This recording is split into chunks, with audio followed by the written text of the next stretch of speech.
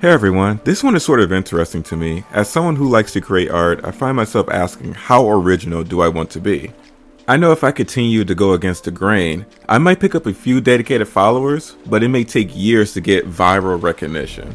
Longtime viewers know my videos can get weird with their concepts, and I got some fun stuff planned for Season Red, but my problem was my inconsistent uploads and announcing projects only to drop them before finishing them. I don't blame people for losing interest. I really have two options: continue to do my own thing but remain consistent this time, or copy someone's homework. I've noticed for a while that you can gain views fast by tapping into already established genres, trends, and concepts. You can make one of those the downfall of such and such videos, or the latest content creator drama, and the videos make themselves. If you're an animator, you can make an animation meme video but featuring your original characters. I noticed people can add their own spin to the template others use, and I like that. If you're going to hop on a trend, it's best to find a fine balance between originality and the familiar. And honestly, that's the key there. You need originality to set yourself apart from others, but you also need something familiar to get people comfortable enough to check you out in the first place. I failed to realize that when I made the big jump into making binary rows. I alienated everyone when I said I was done with commentary, but keeping commentary and the lore would have helped ease people into what I was doing. The problem is, I went from something proven and familiar, such as commentary videos with the talking PNG, into some meta commentary between characters. It's not new ground as many people have done it before me, but it was my first time doing it, and I said I was going all in. I advise everyone to not do that. Make sure you're capable of pulling it off, and check in with your audience to see if it's something they'd like to see. Especially if they only know and follow you for one thing.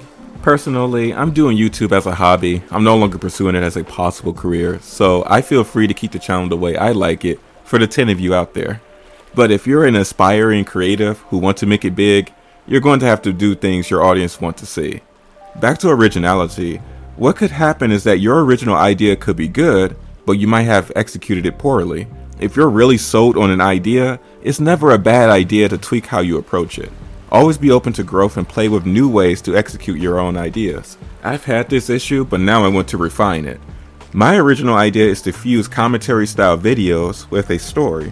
However, the way I did it left it disjointed.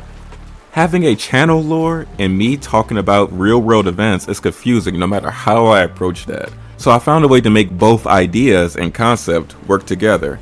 I hope to share what that looks like soon. There is another problem with originality, is that we currently are entering the content slop era.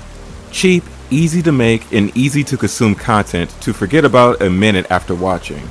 That is alarming because that is hurting people's attention spans and stifling creativity, which will further put us in this downward spiral where it's harder for genuine works to be seen unless you get lucky.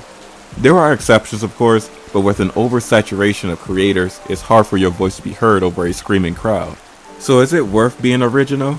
Yes. I don't care how much slop is preferred over higher effort work. People will find you, but you need to be smart about it. Stay consistent. If you're uploading or producing creative works sporadically over months, people won't stick around. Maybe the hardcore fans who really enjoy what you're doing, but you need to keep new people flowing inward. The ones who don't subscribe but watch your videos. Find that balance between originality and the familiar. Think of it as pitching a new game to investors. It's like Mario, but with art supplies. You got something familiar, but with your creative twist. You don't want a jumble of unrelated elements, or else people will drop it quickly.